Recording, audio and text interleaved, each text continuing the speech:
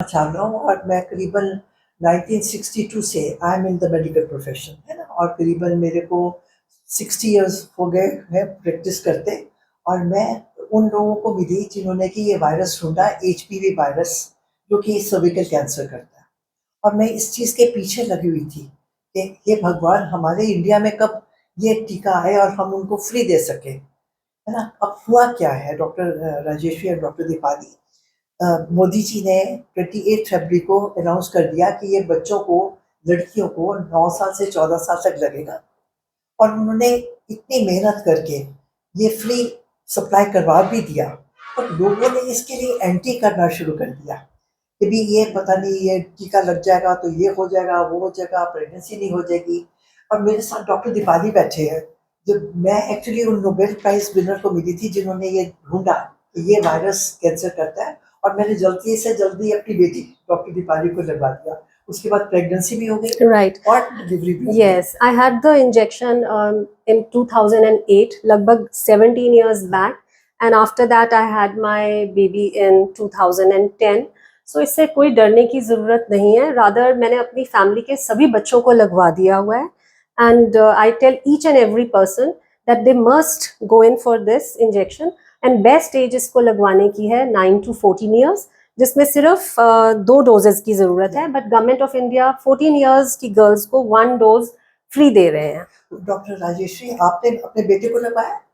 मैंने अपने बेटे को भी लगवाया और अपने डॉटर इन लॉ को भी लगवा दिया। अभी मैरिज हुई है उनकी 25 में, तो I given had 3 doses and 3 doses बेटे को लगवाए। बेटा just he was crossing the 26, तो मैंने उससे पहले ही लगवा दिया था उसको कि 3 लग जाएं। और ऐसा होता है कि हमारी अपनी फैमिली में अगर कोई हिस्ट्री है कैंसर की, तब तो जरूरी है, तब तो बेटे बेटी सबको ही लगना चाहिए एटलीस्ट।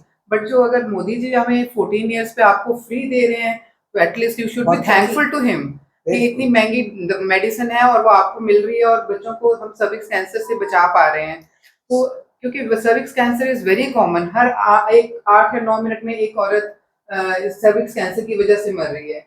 तो हम ये चाहते हैं कि इसका बर्डन हमारे इंडिया में कम हो, हमारे देश में कम हो, और मैक्सिमम लोग इसको लगवा के अपने आप को इस कैंसर से बचाएं। मेरी सबके लिए मैसेज है कि आप डरिए ना। हम इस चीज़ पे बहुत सालों से काम कर रहे हैं और हमने कभी भी इसका कोई साइड इफेक्ट नहीं देखा।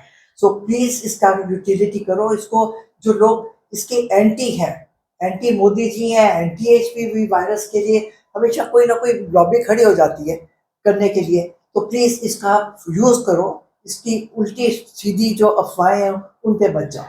लास्ट चीज कि फेसबुक पे यूजुअली ना लोग ऐसी अपने तरफ से इंटरेस्टिंग कुछ न्यूज बना के डालते हैं, so that the people should read it or see it again and again, and just to earn money in a wrong way. So that is really wrong.